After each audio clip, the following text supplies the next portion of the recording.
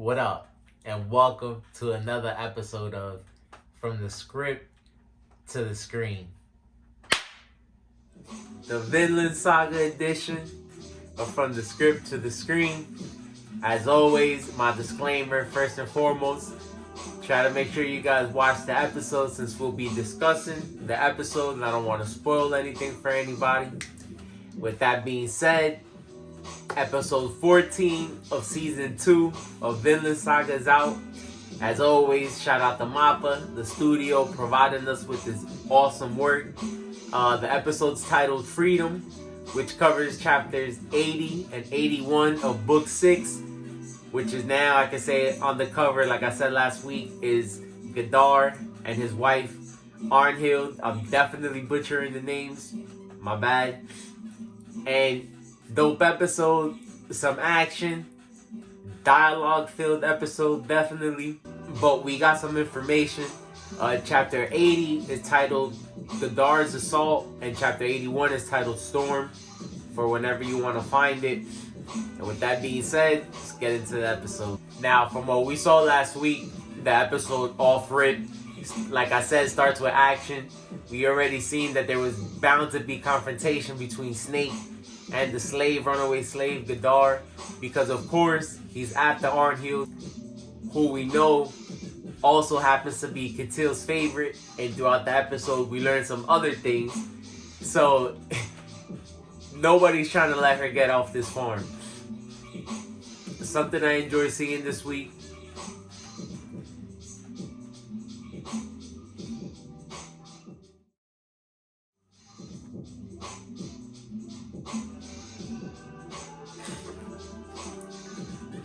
Because to me, it was dope to finally see Snake in action. When we first got introduced to him, he was the talk of the town, and we know that he's the leader of all the hired help on the farm. He's basically the bodyguard, so we finally see why he was held to such high regard. And even though Gadar is somebody who's, we know that he was malnourished, on the run, and also injured, but he was still a formidable opponent, seeing that he did kill somebody and get away from the other two. But Snake, like I said, quick on his feet and things like that, was able to take care of the situation pretty fast. So we see Snake talk big sometimes, and we know, like I said before, that he is the leader of all these people. So now we come to understand why.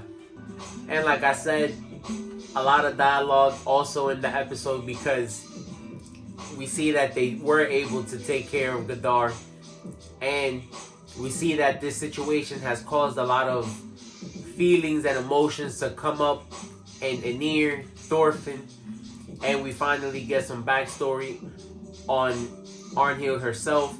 We kind of saw how Aenir ended up being a slave, and we know how Thorfinn ended up becoming a slave. But in my opinion, Arnhild's history brings all these things together.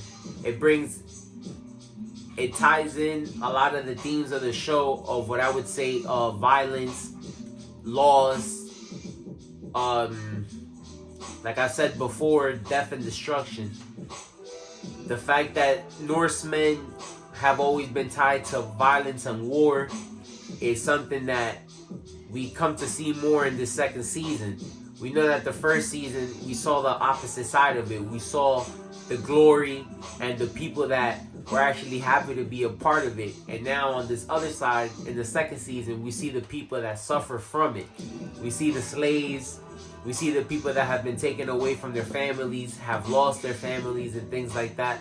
So it's real deep if you think about it. The contrast that we also see in Thorfinn, because he's somebody that's now been part of both sides, and he's trying so hard to avoid going back to the other side. We know that he can easily jump right back into it. Maybe not be a free warrior, but could be a person of violence, and he's trying everything not to go back to that. So it's a lot of things coming into play in the second season. Like I said before, Norsemen are also, to my understanding, very prideful.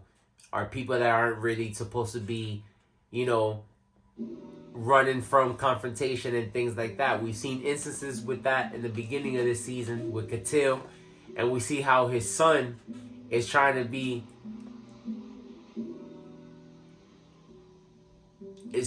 a person of action, but not necessarily capable of doing that. So we see how the pressures from society have a negative effect on some people.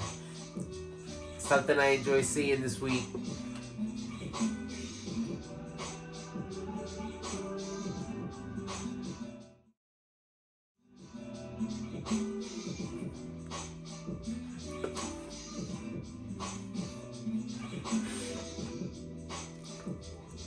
Was just Gadar with his son at the time, and Arnhild when times were more pleasant